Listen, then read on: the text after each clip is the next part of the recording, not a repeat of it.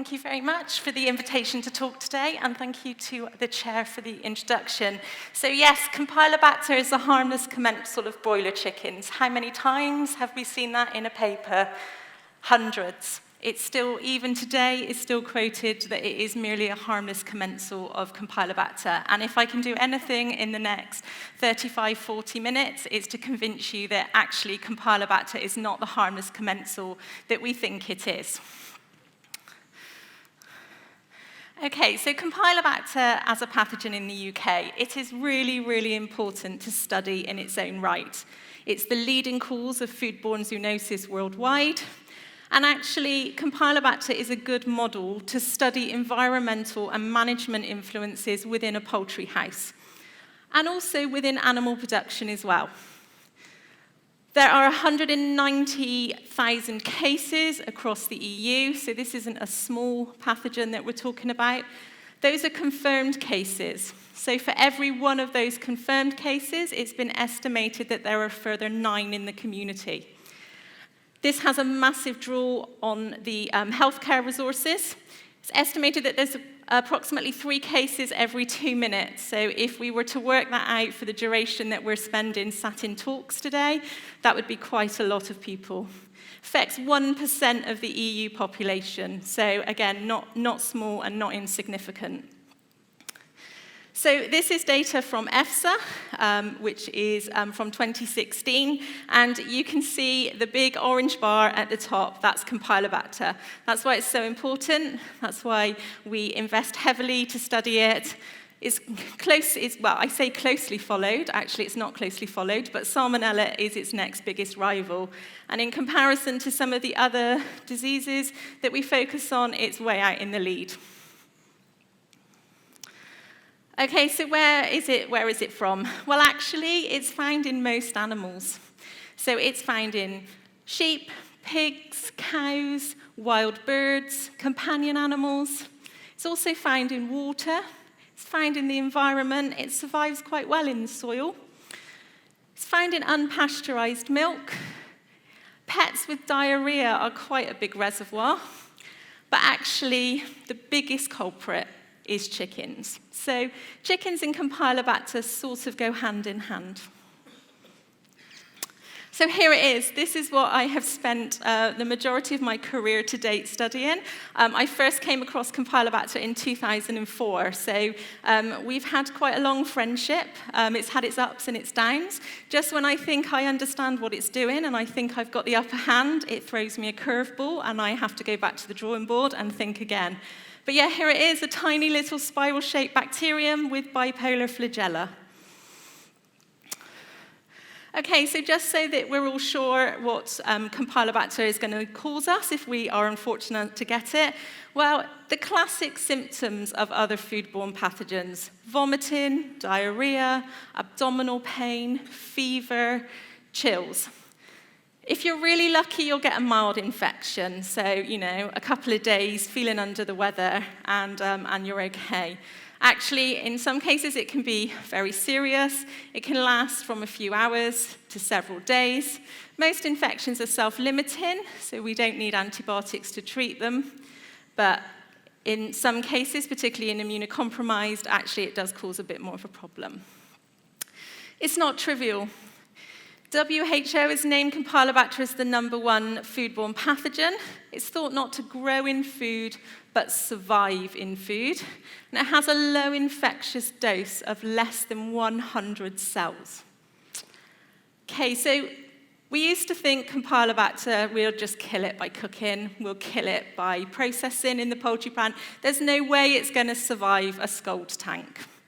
Everything we know about Campylobacter tells us that it's a weakling, and unless the conditions are absolutely ideal, it likes 37 degrees, it likes 41.5 degrees, the body temperature of the chicken. It needs a microaerobic atmosphere. There's absolutely no way that it will survive a scald tank. It does. It quite likes scald tank. You can isolate Campylobacter quite well from some scald tank water. It's actually a lot more heat resistant than we thought, and it can survive throughout the whole of the poultry processing chain. It's got a long incubation period. So, you know, we could have all eaten some chicken for our lunch today, which I'm sure would be fine. But, you know, if in 3 to 10 days you're starting to feel under the weather, then just think back if there was chicken today and that you ate it. People always tend to blame the takeaway. Dodgy takeaway that I had the other night, that's what caused my foodborne illness. Actually, the majority of people actually poison themselves. So we have consumers that are handling chicken in the home.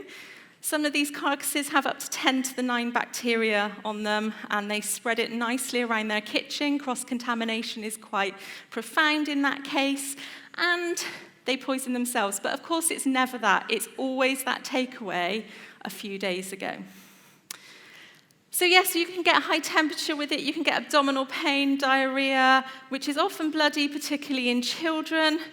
And 1% of cases have long-term side effects. So if you're really lucky and you get a particular serotype of Campylobacter, it's going to stay with you for the rest of your life. So it'll be your friend, probably not your best friend. It could give you reactive arthritis. It could give you autoimmune diseases. If my boss was stood on the stage today, Professor Tom Humphrey, he would tell you that his daughter had Campylobacter when she was a teenager. She was one of the unlucky ones and is now in a wheelchair and suffers from reactive arthritis along with autoimmune diseases.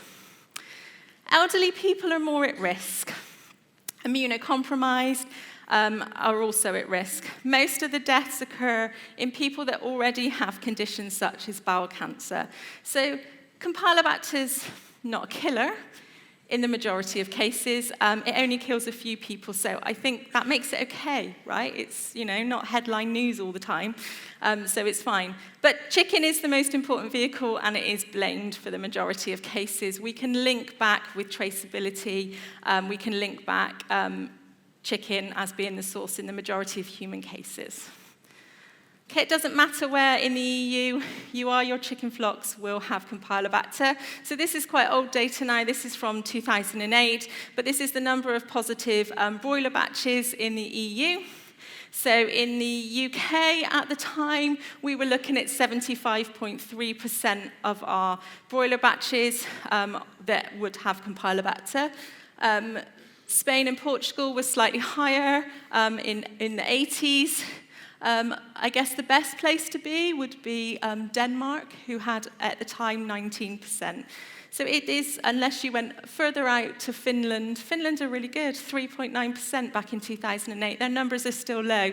Probably something to do with the climate. So they have quite harsh winters out in Finland, so they have lots of negative broiler batches during the winter months.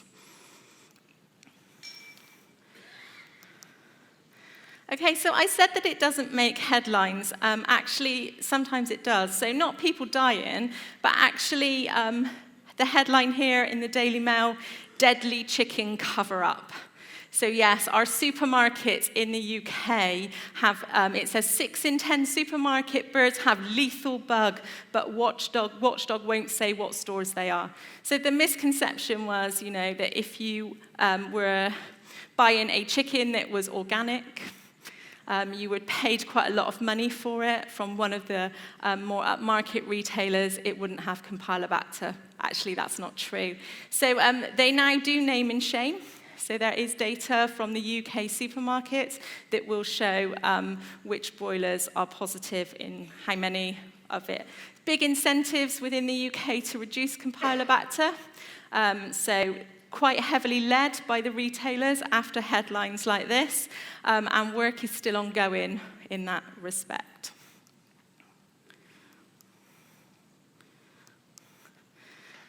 Okay, so is it a commensal? Is it a pathogen? Well, it's got a long history of being called a commensal. It was thought not to impact on bird welfare or bird health. It's in the majority of birds at high numbers. Doesn't mind what bird it's in, an organic, a free range, a barn reared. There's no visible signs of disease, so that makes it a commensal, right? Can't see anything, no clinical signs, it must be a commensal. So for years and years and years, that's what we thought. It was a harmless commensal in every single chicken flock, just sat there not doing anything. But actually, there's quite a lot of evidence now to suggest that it's not the harmless commensal that was thought of. So chickens have changed a lot in the last 60 years. So what we've got is a chicken from 1950 at day 68 in the top image versus a chicken at day 47 from 2008. So we've changed our chickens. We've pushed them to give us more muscle because that's what we want. So in doing that, we have changed the chicken dynamic. So we've bred them to be heavier birds, to be more efficient at converting their feed. So actually this has had an impact on Campylobacter in itself. So the bottom image is 1957 versus 2001 chickens, and I think it's quite profound there that you can see that the 2001 chickens have a lot more muscle. We need to do that because chicken is in demand. Lots of people eat chicken. It's an everyday meat that we eat. It's not like it used to be where it was eaten on a special occasion. So it's a big business. This is not small. And it's estimated that global chicken production will need to quadruple to satisfy demand in the future. So this isn't going to go away. This is only going to get worse. And actually, by doing that with our chickens, what impact are we then having on the Campylobacter? So if chicken production is going to quadruple, Campylobacter is not going to go anywhere. So there's two health threats from Campylobacter and chicken. So there's high-level surface contamination on chicken carcasses. Up to 10 to the 9 CFU per gram has been estimated. So this is a cross-contamination risk with consumers in the kitchen, but actually it's also a cross-contamination risk during slaughter. And that's where a lot of the surface contamination comes from. So we have negative broiler batches that can go into processing as negative. They come out the other side as positive on the surface. So that's historically where a lot of the controls were aimed at. It was aimed at to reduce surface contamination in processing because that's where we thought the biggest problem were. So we did lots of interventions in the poultry processing plants enabled to limit surface contamination to try and control Campylobacter. So we thought that that was quite good, and we were sort of winning the battle, and then Campylobacter is telling us that actually surface contamination we're still seeing a lot of cases, so actually maybe there's more of a problem. So that's when you start looking in a bit more depth, and you're seeing contamination of liver and muscle tissues. So this clearly increases the risk when you're undercooking it because it's there in our meat that we're eating. But actually, where's this contamination coming from? Well, actually, if it's in the deep muscle and it's in the liver, it's not coming from cross-contamination during processing. There's good enough controls within processing now. So actually what's happening is Campylobacter is leaving the gut during rearing. So it's leaving the gut, it's going out there, it's into the bloodstream, it's infecting the liver, it's happily sitting in the chicken muscle, which is increasing the risk to the consumer. So chicken liver pate, people like this. It's had a bit of a revival recently with lots and lots more people eating it. It's a dinner party favorite. And we're now seeing a lot more outbreaks in humans being able to be linked to chicken liver pate. And damage to the broiler gut. So whether that's damage by inflammation from another bacteria, whether that's damaged by other pathogens or by worms, etc., helps Campylobacter to spread to the tissues. So Campylobacter doesn't do everything on its own. It makes friends with other bacteria in the gut to do it. It's quite good friends with E. coli. They work quite nicely together to break down the tight junctions to help it spread. So extraintestinal spread and chicken livers, well, these are just 3 screenshots of outbreaks in the UK that have been linked to chicken liver pate. And eating pink chicken livers. This problem isn't going to go away, it's only going to get worse. Our eating habits change, our food habits change. There's a trend to eat meat slightly raw or rare. That trend is happening in chicken. So there are some people who prefer to eat slightly raw chicken. I think they like to live a little bit on the edge. For that, I definitely wouldn't be touching undercooked chicken. The risk is too high, but there is a food trend to be able to do that. So we've got some evidence which shows that in some chickens, C. jejuni M1 is a particular strain of Campylobacter jejuni. It was isolated from a human and a poultry flock at the same time. The human had been in with the poultry flock. And this shows some damage to the gut epithelium.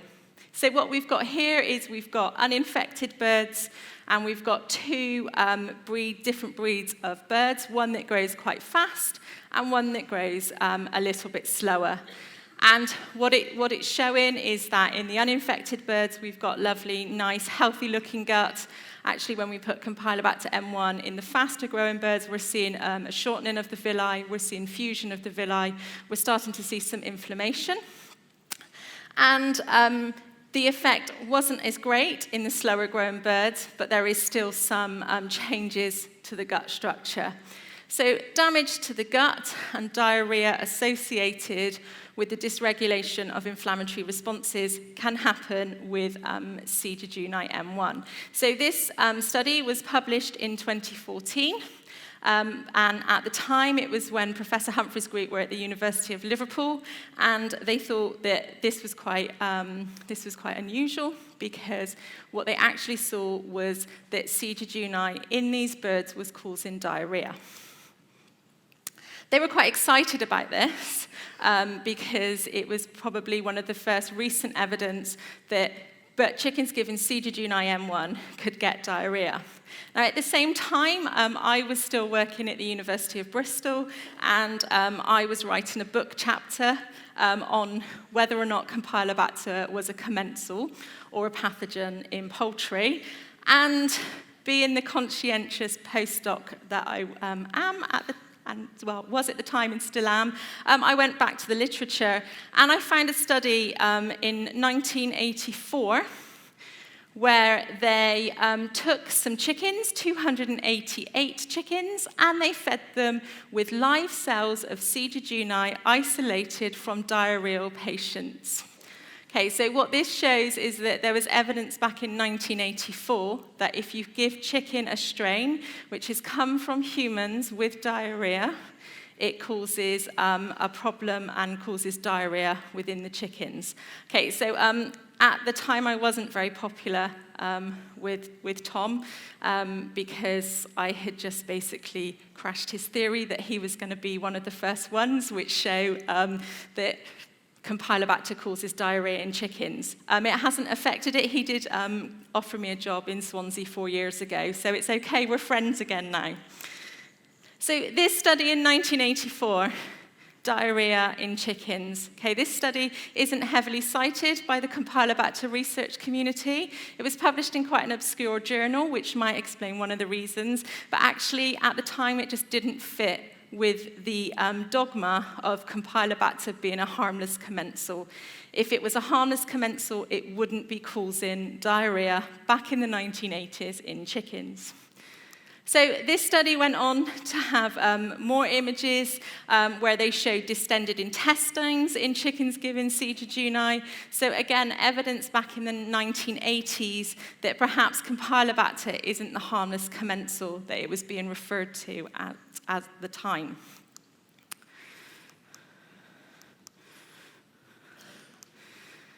Okay, so this study went on a little bit further, and they actually looked at whether there was infection of tissues. And no surprises, there was. So they looked at the spleen, the liver, and some blood, and they actually found Campylobacter in these chickens, but 48 hours to 168 hours after feeding.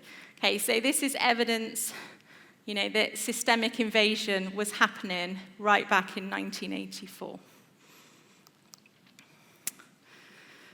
So, Campylobacter can and does have an impact on the health and welfare of chickens. Has a direct impact on broiler performance. Now, of course, the caveat that I always say to this is it does depend on which strain of Campylobacter and the bird type. Just like we are all different, the chickens are also different. So no two birds are the same, no two Campylobacters are the same. So Campylobacter does have an effect on the feed conversion ratio.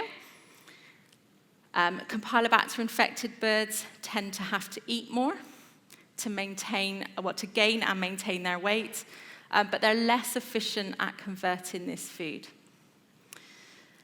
If they're eating more, then the consequence of that is that they're going to the toilet more, and that leads to wetter litter.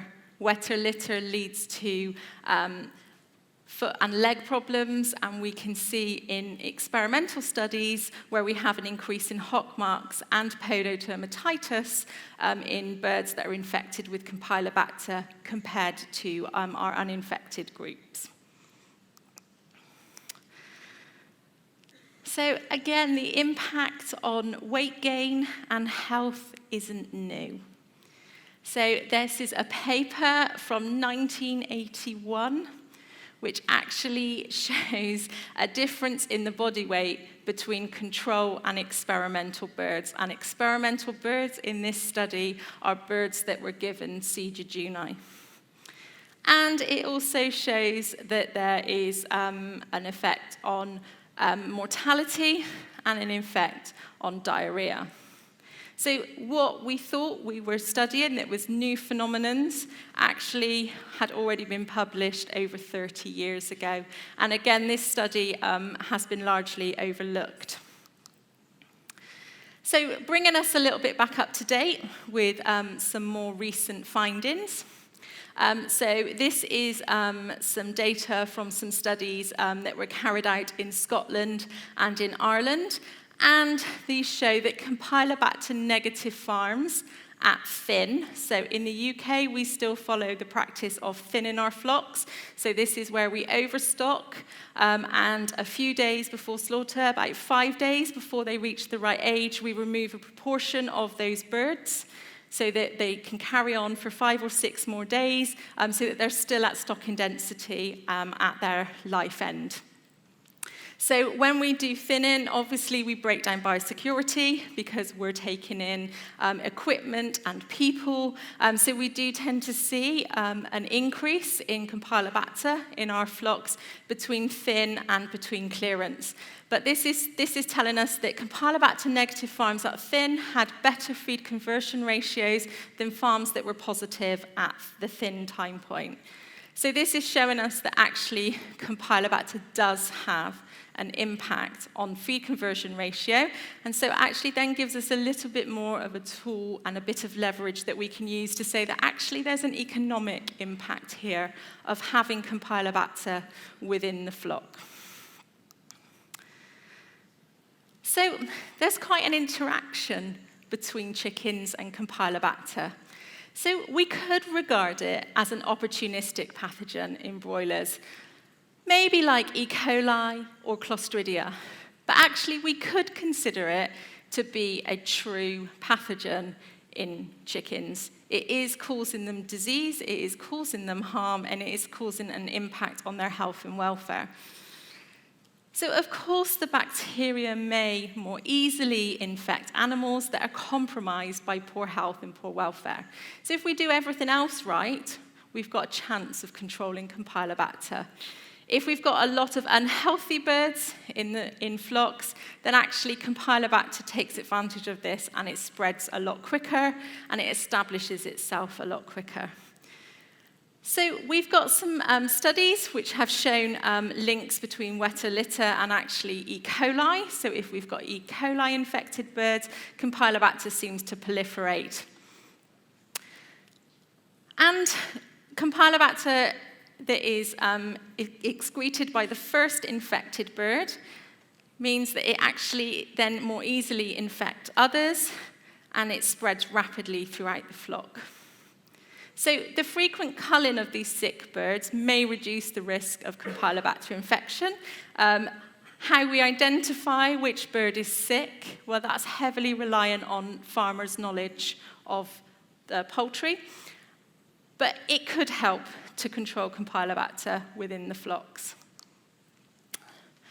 Gut health is really, really important. So we've got some key questions here, which is, does inflammation play a role in the extraintestinal spread of Campylobacter from the gut? If it does, would controlling inflammation help? How are we going to control inflammation in the gut? Well, actually, we can give feed additives, which could improve gut health. There's been lots of previous studies on this. So people have looked at prebiotics, probiotics, essential oils, medium-chain fatty acids, singly, in combination. One study threw everything that was known to have an impact on Campylobacter or improve gut health into the chicken. It didn't work. So if you throw everything at the chicken, Campylobacter just kind of quite likes it and takes advantage of it. So what we did was something slightly different. So we looked at supplementing diets with short-chain fatty acids.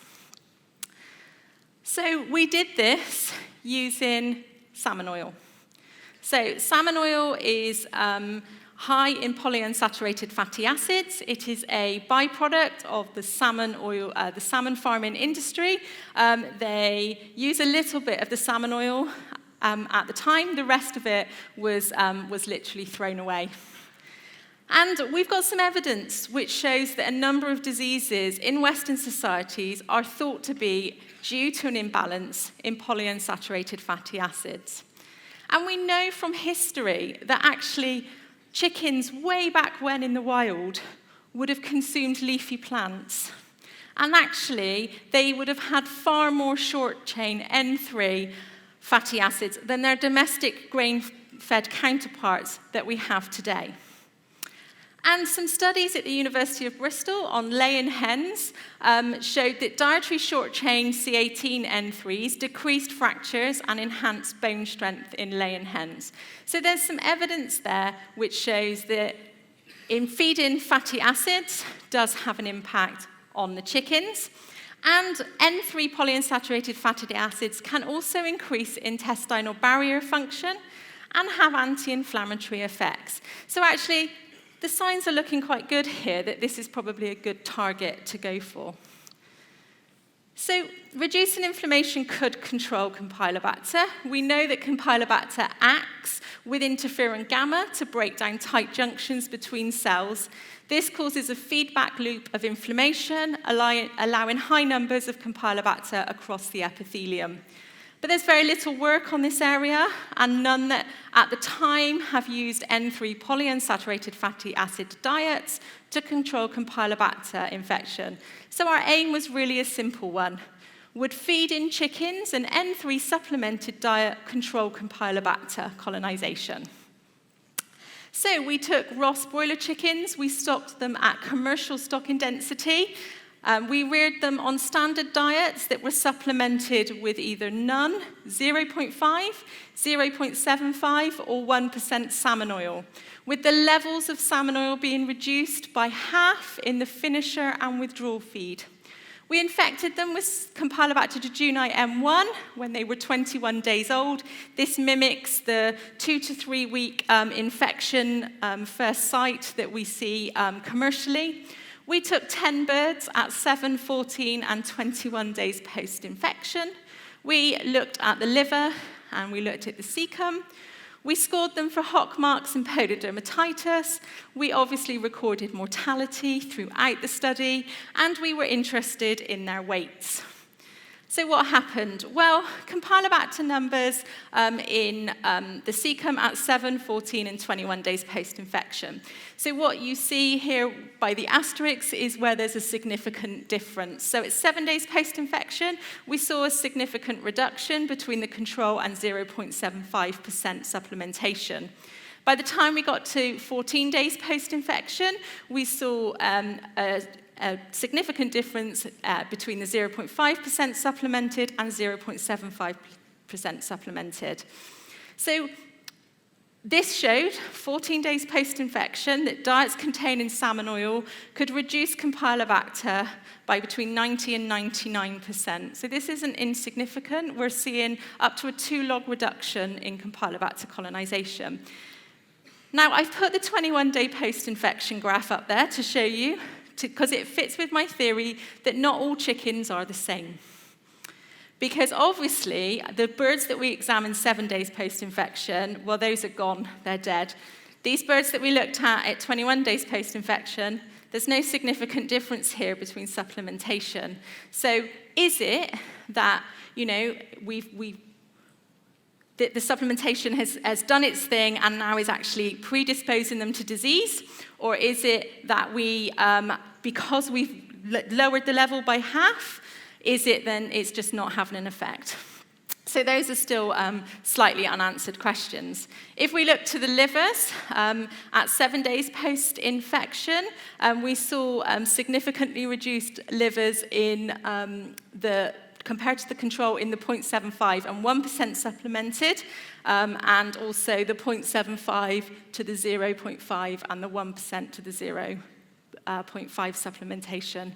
By 14 days post-infection, supplementation was still having an effect, where we saw reduced livers in supplemented diets.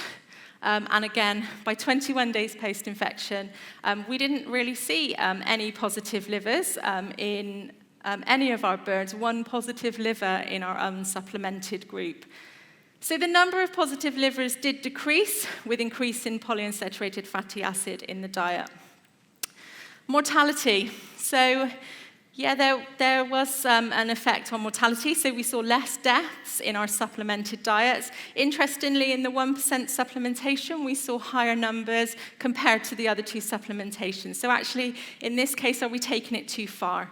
So is 1% too much, and we're actually predisposing them to diseases? And hock marks on this graph are in black, pododermatitis in grey, and this is at 21 days post-infection, and we can see that supplementation did reduce the number of hock marks and pododermatitis that we saw. So Campylobacter numbers were reduced significantly in the cecum by some of the N3 polyunsaturated fatty acid diets, as was the frequency of Campylobacter positive livers. The number of Campylobacter found in the livers did not differ significantly between the diets, although sample sizes were quite small. We did only do 10 birds for each one of these time points. So these data demonstrate that the addition of salmon oil to the diet appears to reduce Campylobacter numbers in the intestine and the number of birds carrying it in the liver. And I'm sure the question on your lips is that you fed chickens salmon oil, therefore do chickens taste of fish?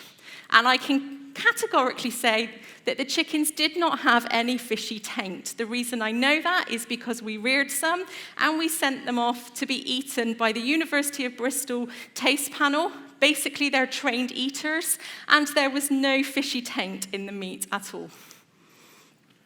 So, well, what we need to say is that actually this needs to go now large scale. So this was quite small groups of birds. We also need to understand a bit more why. So what effect is this having? And also, what effect on the microbiota? This also needs investigating. So we wanted to, in another study, assess the impact of poor welfare. So this time we used large industrial-scale animal experiments. We had over 1,000 birds per group. We had stressed birds, which we had either injected with 6-hydroxydopamine, or they had gone through production stresses. So this project's pet name was Life End. I am assured it was the life end of the chicken and not my life end as the postdoc working on it. At times it did feel like my life was ending. We had time points at key events during the last 24 hours of the bird's life. That meant I got no sleep for 37 hours. The 6 a.m. time point was really funny for some reason, I don't know why. We took the ceca, we took the ileum, and we took the liver. We also looked at the cecal tonsils so that we could do immune responses, and we examined the microbiota. So what we can see here is this is just showing a few of our time points. So I'm showing you pre-stress, so this is before any stresses had happened, catching, mid-transport, and at final kill. We did 2 methods of stunning in our harvest group. At final kill, we use gas stunning and we use electric stunning. There was no difference between the 2 stun methods. And what this is showing is actually that there are some key points within the production and the life end of the chicken where Campylobacter levels fluctuate. We took the cecal tonsils at the first and last time point, and we measured the immune responses using real-time PCR. We examined IL-4, IL-5, IL-6, IL-8, IL-10, IL-1 beta, interferon gamma, TNF-alpha, IL-17, and IL-18. I'm only going to show you a selection, you'll be pleased to hear. So what we've got here is IL-6, IL-8, IL-10, and IL-1 beta. And what we're seeing is that there's a Campylobacter effect because we've got a difference between our untreated birds and our control birds. And actually, in some cases, there's also a stress effect. So there's an effect of giving these birds 6-hydroxydopamine. 6-hydroxydopamine mimics the stress response that chickens would have. It's quite an acute stress, but actually it shows an impact on the immune responses, as does certain stages of the life end production cycle. So what this project showed us, actually, was that stress is not as important during the last stage of rearing as previously thought. So what it was assumed is that stressed birds at their life end would have higher Campylobacter levels, and that's why we were seeing higher numbers in the processing plant because these birds were stressed. And what this animal experiment has shown is that actually that's not the case. Now, stress earlier on in the chicken's life could actually be really important because we saw in a stressed bird that counts in the ceca were higher than counts in the ileum, and actually it could just be this movement in the gut. Stress with either the harvest or 6-hydroxydopamine did have an effect on the immune response, with greater responses compared to the control in the stressed groups. And Campylobacter had an effect on the immune response. I would love to be able to show you the microbiota data, and that's still being analysed. It's being done as I speak to you now. The sequences are all back, and we're just working our way through them. So not all Campylobacters are the same. So this is 100 Campylobacters from different sources. So we've got human strains, chicken strains, wild bird, cattle strains, and this is them being infected into 2 cell lines. So HT29 is a human cell line and AE11 clone of a chicken cell line. And what you've got here is IL-8 responses, and you can see that there is a diverse response to the Campylobacters. So not all strains are the same. And this is some new data from us, which we will be sending off for publication shortly. So this was looking at an organic free-range flock in the southwest area of the UK.